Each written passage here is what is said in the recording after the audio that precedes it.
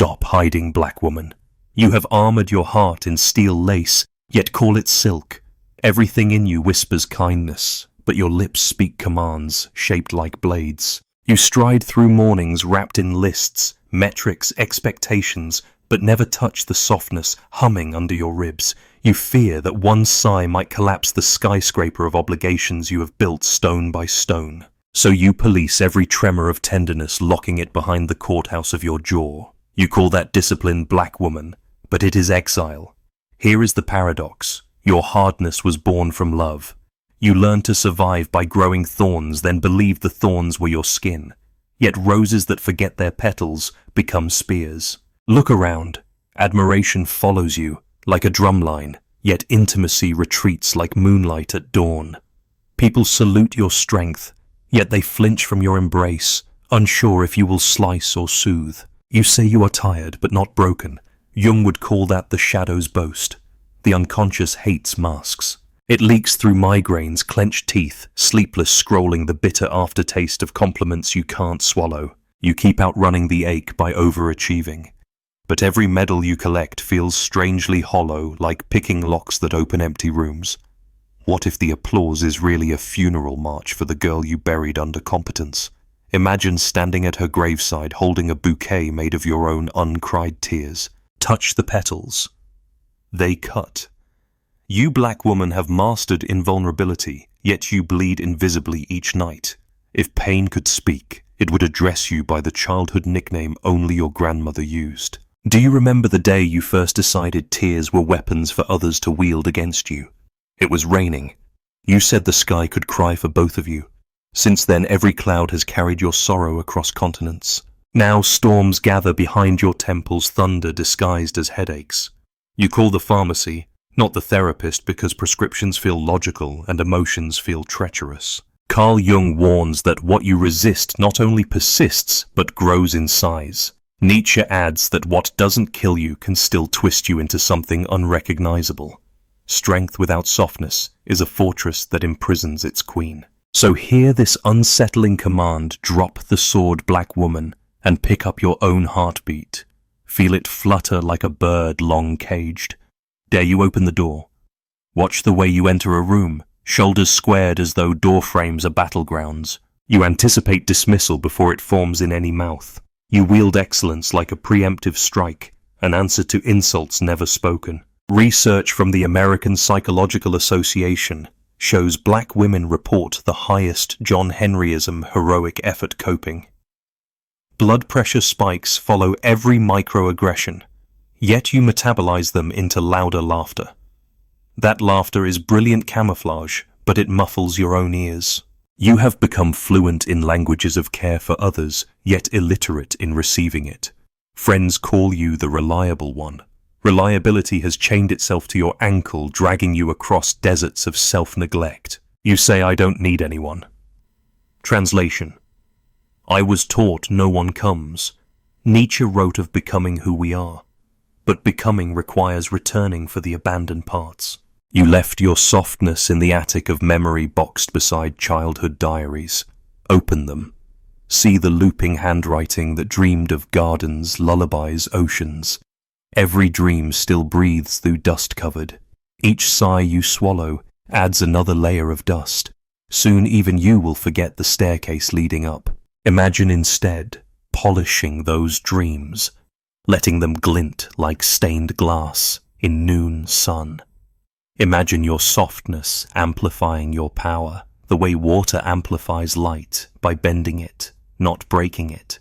Softness is not surrender. It is strategy older than empire. Mountains crumble before patient rivers. Now close your eyes and listen for that river inside your ribs. It whispers persistence without force. What if you floated rather than marched? Would music return to your walk? Would your laughter come unfiltered, deep as drums at dusk? Perhaps you think softness is luxury. Luxury conjures images of silk robes and idle afternoons. But softness is older than silk, simpler than leisure. It is the muscle's sigh after lifting the soil's give beneath bare feet, the baby's reflexive grip.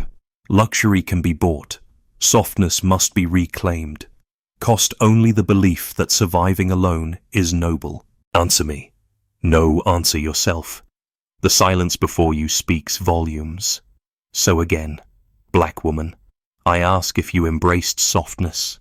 Would the sky fall, or would your spirit finally rise? You wake each morning already indexed by history.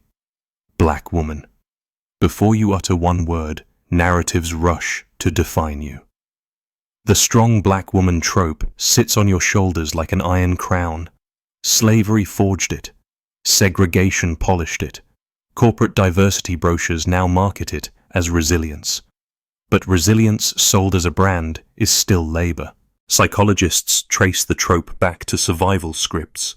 Enslaved mothers swallowed screams to shield children from overseers.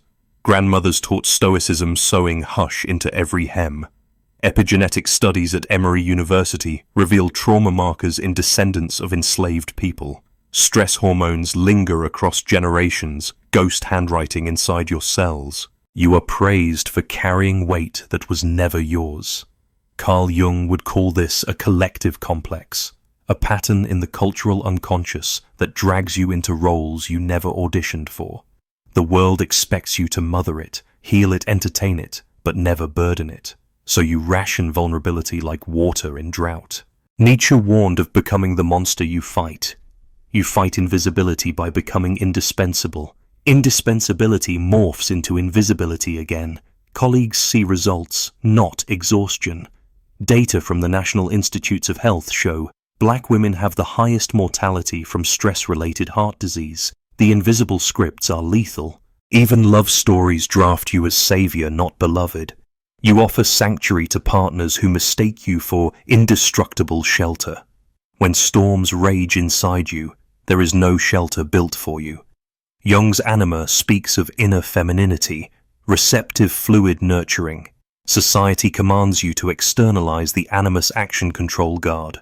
The anima rusts in disuse. Without that balance, psyche calcifies. Dreams turn into spreadsheets. You evaluate tenderness using risk assessments. You ask, will it expose me?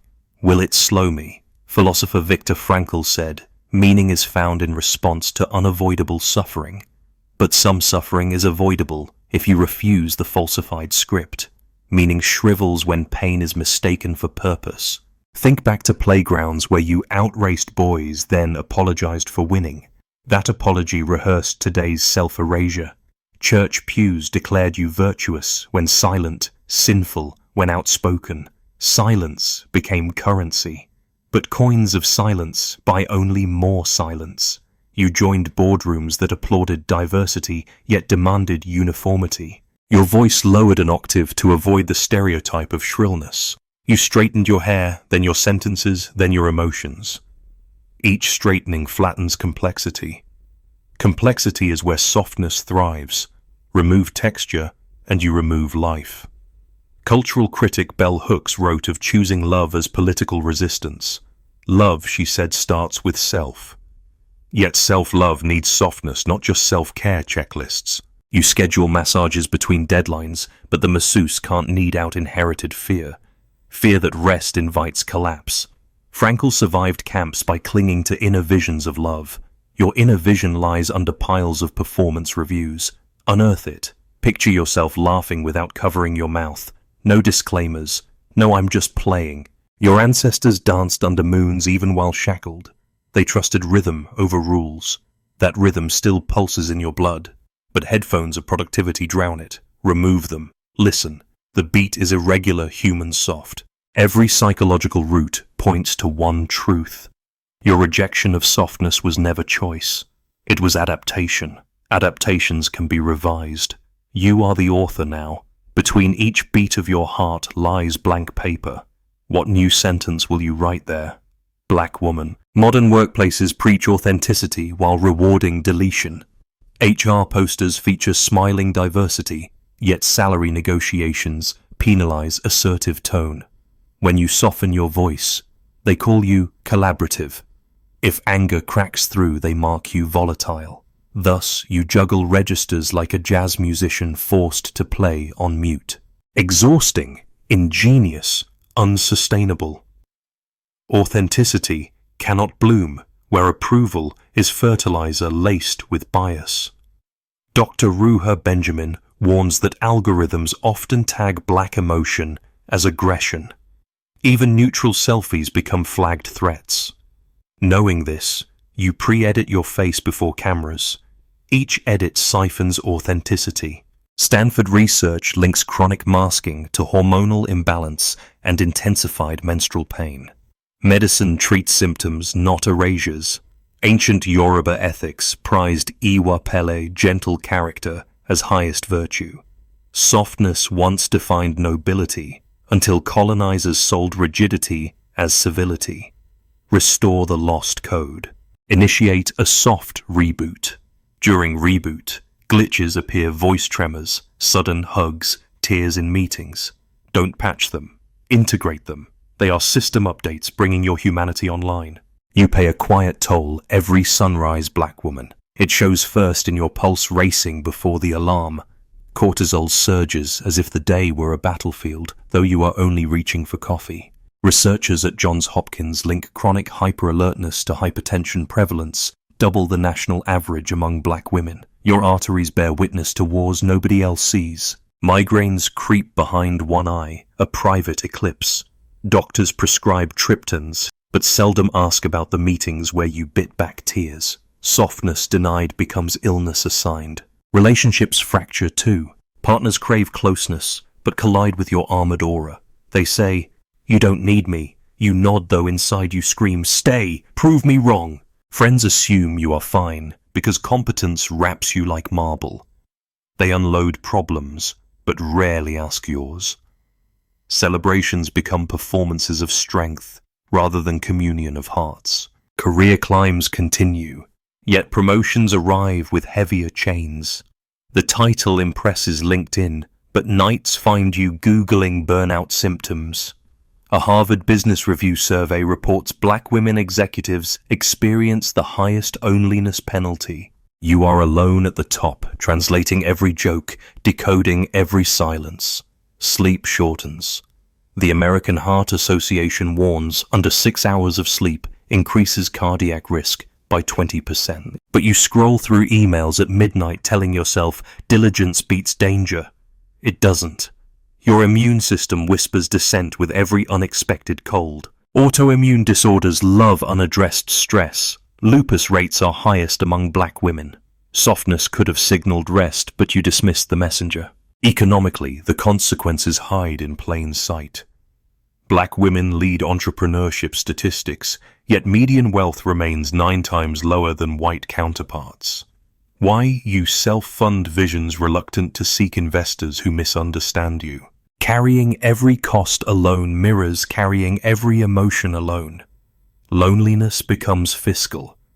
And then there is the inheritance. Children learn from your silence. Daughters mimic your uncried tears. Sons learn that women are walls, not waters.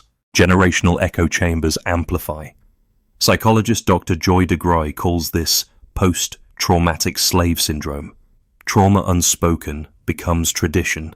Softness suppressed becomes culture suppressed. I met Maya, a 34-year-old lawyer, brilliant, admired. She fainted during oral arguments, dehydrated, because she feared too many bathroom breaks might signal weakness. Hospital tests revealed adrenal fatigue. Her attending physician said, "You're healthy, just reduce stress," as if that were a new app to download. Maya whispered to me, "If I slow down, I disappear." That sentence is the quiet, catastrophic consequence. You believe your existence depends on pace, not presence. Social life contracts. Invitations dwindle because friends expect you will be busy saving the universe. Dating apps show matches, but you rarely swipe. The idea of explaining your complexity feels exhausting. Netflix becomes companion, not therapy. On Sundays, you wash laundry, meal prep. Call family, organize finances. Scroll activism hashtags. And label it rest. Actual rest would require releasing the steering wheel. Releasing feels like sinking. Yet afloat is exactly what your nervous system craves. Neuroscientist Stephen Porges calls it the ventral vagal state, safety without vigilance. When did you last feel that? Maybe on a beach vacation years ago. First 10 minutes before you checked Slack. Hard truth. Joy postponed becomes joy forgotten. Community suffers as well. Activism led by exhausted bodies falters. Movements need sustainable hearts, not martyrs burning nightly. Bell Hooks cautioned that love and justice are inseparable. Without self-compassion, justice work cannibalizes itself. The unseen consequence therefore extends beyond you. A village deprived of your softness loses its lullabies, its emotional daylight. Imagine a garden where every flower is steel. Pollinators leave soil dyes. That is the cultural cost. Clock is ticking. Cardiologists predict cardiovascular deaths among black women will climb 30% by 2030 if current trends hold. How long can you black woman keep paying this compound interest? Each heartbeat stamps time like a cashier ringing up invisible fees. Listen to that register. Its chime is urgent. Will you renegotiate the debt before the account closes? Consider the hidden equation between suppressed emotion and economic decisions. A Federal Reserve study found women under high stress avoid growth assets. Risk feels lethal when life already feels risky. Your retirement statements mirror hypervigilance, not intelligence. Wealth gaps widen silently. Calm brains calculate. Stressed brains gamble or hoard. Cleveland Clinic cardiologists note, nightly rumination predicts arterial plaque growth irrespective of diet. Thoughts sculpt vessels. Imagine each unexpressed tear depositing calcium along arterial walls. Hard emotion becomes literal hardness. Dermatologists document higher adult acne rates among stressed black women driven by cortisol-induced sebum. You buy concealers treating eruptions while fires burn. Beauty aisles profit from your pain. Companies seldom fund research centering your relief. Your softness is revolutionary economics, saving healthcare costs and redirecting dollars from concealment to creativity. Rebellion begins in whispers, black woman. Not marches, not hashtags, but a single whispered permission. I may rest. Radical, because rest interrupts capitalism's rhythm. Tricia Hersey, founder of the NAP Ministry, calls rest reparations. So you set a timer for 20 minutes, lie on the floor and let gravity mother you. At first your muscles argue. They were trained for vigilance. Breathe until the argument fades to murmur. This is the insurgency of softness. From rest sprouts discernment. You see tasks that looked mandatory are merely habitual. Maya, the lawyer, returned to court after medical leave and started delegating motions. Her win rate improved. Softness sharpened her strategy. Consider Aisha, a cybersecurity engineer who stopped replying to emails after 7 p.m. She feared backlash. Instead, her manager adopted the same boundary. Ripples spread faster than speeches. Softness is contagious. Next language. Delete. I'm sorry when you mean, thank you for waiting. Replace. No worries with, that did inconvenience me. Words shape neural pathways. Choose words that honor feelings without apology. Then community. Gather 3 black women you trust. Create a softness circle. Rules, no problem solving for 15 minutes. Only sensations, memories, desires spoken aloud. Neuroscientist Lisa Feldman Barrett notes naming emotions reduces amygdala activity. Group resonance multiplies the calm. Now, creativity. Return to the attic diaries.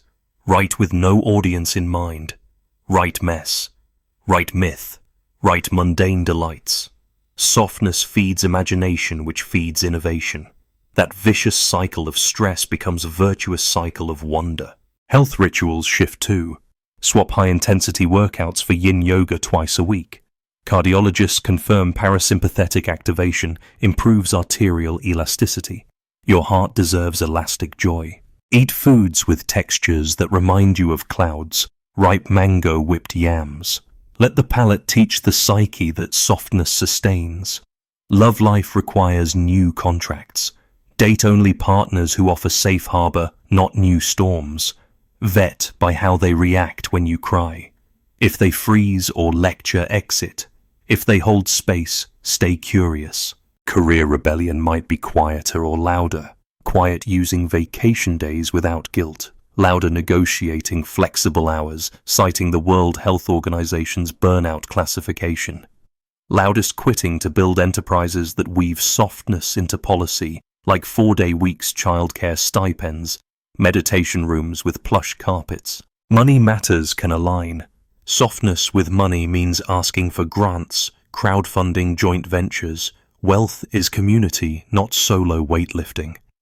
Toni Morrison wrote, "The function of freedom is to free someone else.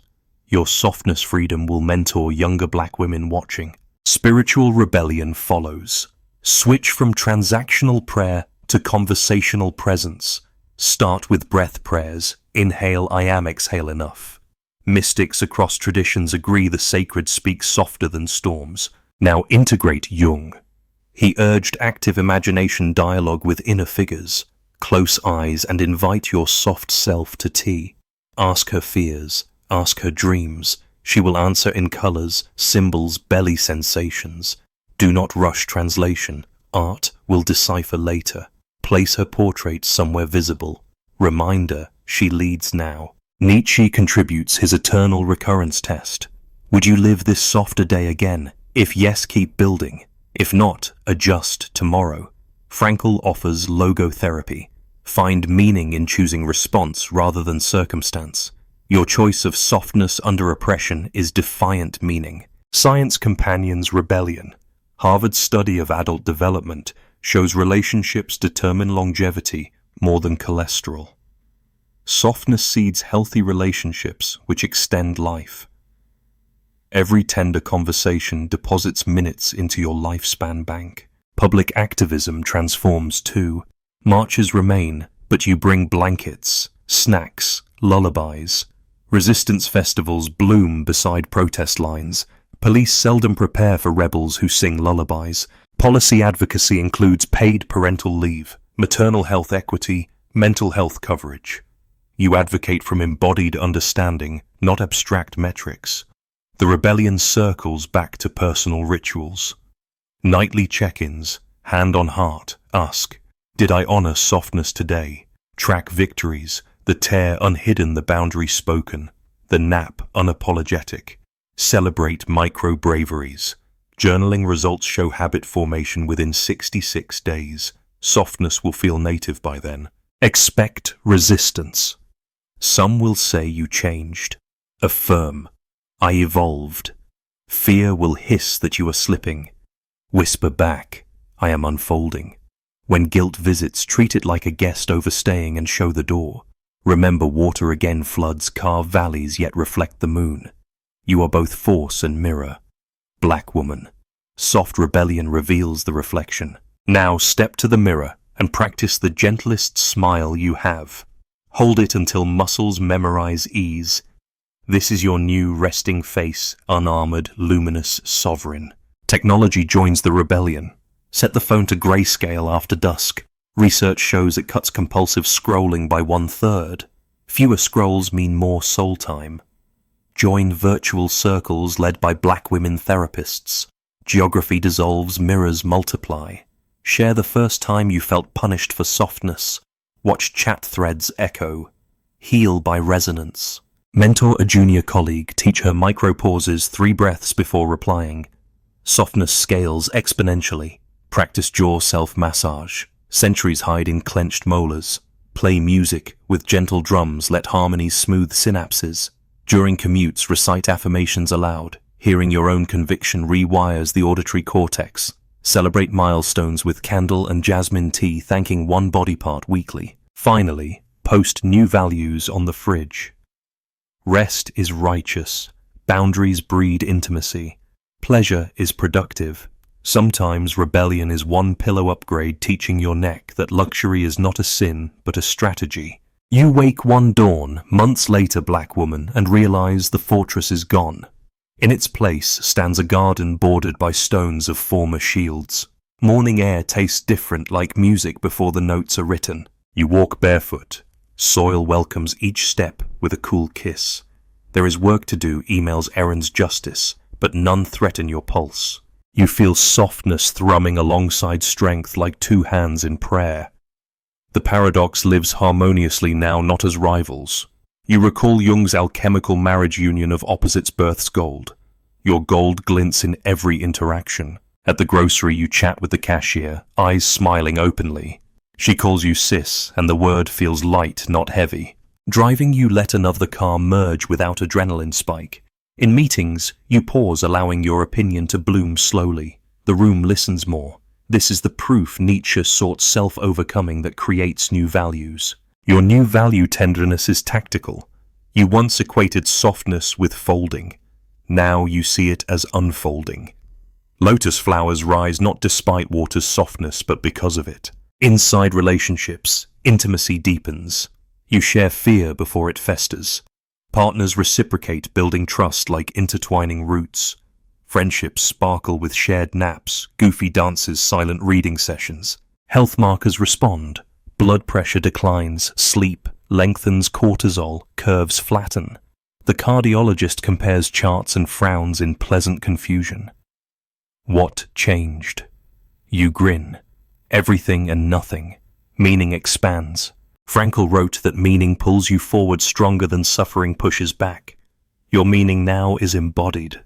Walking, you feel your ancestors sigh in relief inside your bones. Their uncried tears evaporate through your laughter, legacy recalibrated. Children watch you rest and learn equilibrium. They practice tears and triumphs with equal curiosity. Softness births resilience, not replaces it. Consider bamboo bends in hurricane winds, never breaks. Scientists confirm bamboo's tensile strength rivals steel. Your soul has become bamboo, flexible, unbroken, rising green towards sun. Society notices. Articles appear on the new archetype, the softly powerful black woman. You contribute quotes cautioning against turning softness into another cage. Cages even velvet ones limit. You advocate nuance, fluidity seasons.